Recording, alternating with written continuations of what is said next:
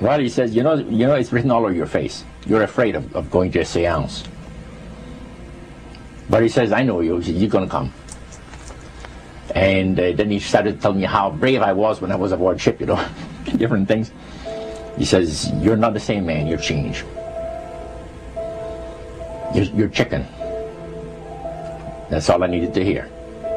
I said, when do we go to a seance? So one Saturday evening, we were in the place. It was the first time. Very beautiful place. The medium was a lady. She had a gorgeous new home in Montreal. And there were about 20 invited guests there, which I was one of them. And she communicated with the spirits for different people there. And they were telling them what the spirit said. One man said, I would like to talk to my friend that died 6 months ago. But I don't want him to appear. Just want to talk to him. Because he says, I don't trust you talking to my friend for me. So the medium says, let me inquire of the spirit. Yeah, the spirit will talk with you. And that big masculine voice was heard in the place. It says, hi, Frank. It's nice of you to ask for me to talk with you. And they had a little chat. And after it was over, Frank says, this is the greatest thing on earth, to be able to talk with the spirits of the dead. Then the medium said, we have a very special surprise tonight for you people. A spirit will manifest itself openly here in a few minutes. And it's like a big gust of wind hit the building. And right through the wall. Now the lights weren't terribly bright, but they were like the living room lights. A couple of floor lamps and maybe some of these. And that translucent being seemed to come right out of the wall. How did you feel right at that moment? It's almost like my heart stopped a little bit. You know, very weird feeling. So it was a lady in a beautiful evening gown, swirling. And she said to Mary, my dear sister, you are so wonderful to have asked for me.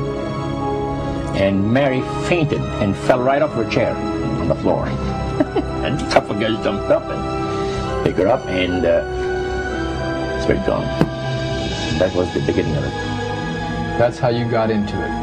Yeah, that's the way I got into it. After a while, you see, there's something interesting about the human mind. You can adjust an awful lot of stuff. You can adjust to a lot of things that would terrify you to begin with. After a while, they become common and ordinary.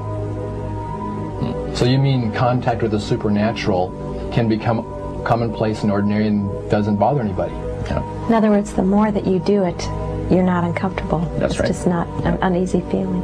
Yeah. So how did you feel about it? Then I got into a secret society that worshiped the spirits, you see. Well, how is that different from the seance, Roger? It happens that the seance are not involving in many ways. But when you get into a secret society of spirit worshippers, then, and especially when you're invited there by the direction of the higher-ups in the spirit world, you never get out of there alive. And this is exactly what my friend and I were up against. We didn't know anything about. And there was a very, very popular big band leader. Jazz band, yeah, very famous. And one night we went to one of these seances, and he was with his wife. So Roger, you're at this restaurant. What happened? We sat there, and we had our favorite alcoholic beverages, you know. And as we talked,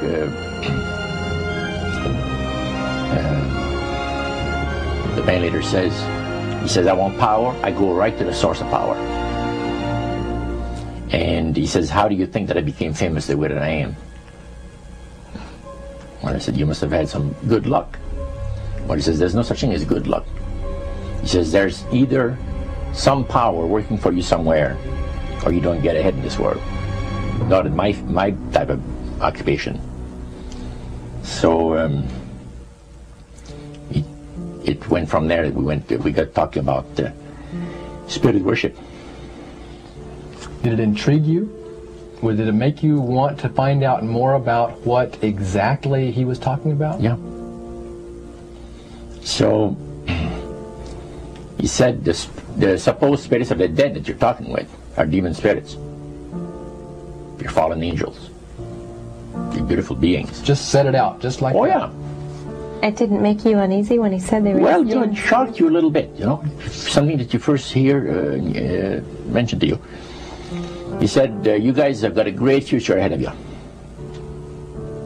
Because we've been told, the high priest of our society, secret society, has been told that the master has very special plans for you too. Now, what did he mean by the master?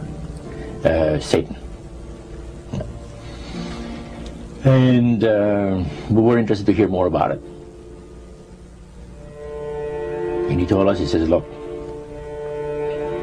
we worship spirits. We worship Lucifer and all his angels. They're just as beautiful as they did before they were cast out of heaven. He says there was a misunderstanding in the whole thing. He says among the inhabitants of the galaxies. And he says our master was misunderstood. And God did not bear with him like he does with people that make mistakes today. So we're in a warfare, good against evil. And we happen to be the evil ones, but we're not that bad. He says, I look at this business between the forces of good and evil. He says, you believe in one person believes in God, and everyone believes in Lucifer. It's like politics. So the great controversy is real. And you've heard someone talk about it that's on the other side. And to these people, they are sold to the fact that Christ will not return to this planet with power and great glory. He's going to abdicate all claims to the planet, because the high priest once said that Christ will abdicate all claims to the planet because he knows that it is lawfully and rightfully Satan's. And at that time, he says, so the priest says, well, now, he says, for those of you that are new, let me tell you that this is the most feasible way, he says, to please the spirits. It's to deride Christ and his people, and his church and all that. So they sing out of Christian hymnals.